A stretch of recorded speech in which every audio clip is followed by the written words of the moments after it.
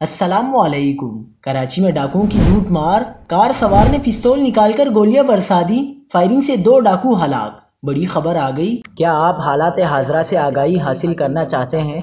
खबर के पीछे छुपे असल हकाइक जानना चाहते हैं तो अभी सब्सक्राइब कीजिए जिलमिल पाकिस्तान को और साथ ही घंटी के निशान पर क्लिक कर दें।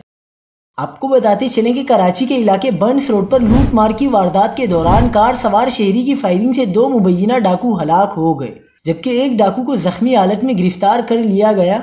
पुलिस के मुताबिक मुलजिमान बंस रोड पर एक कार सवार को लूटने की कोशिश कर रहे थे कि कार सवार ने फायरिंग कर दी, जिसके नतीजे में तीनों जख्मी हो गए, जिनमें से 2 दम तोड़ गए। टीआईजी साउद असद रजा का कहना है कि 3 मुलजिमान कार सवार शहरी से लूट मार करके फरार हो रहे थे कि गश्त पर मामूर एहलकारों ने शहरी के साथ मिलकर मुकाबला किया। मुकाबले में 2 डाकू हलाक हुए, जबकि एक शदीद जख्मी हालत में जेर इलाज है।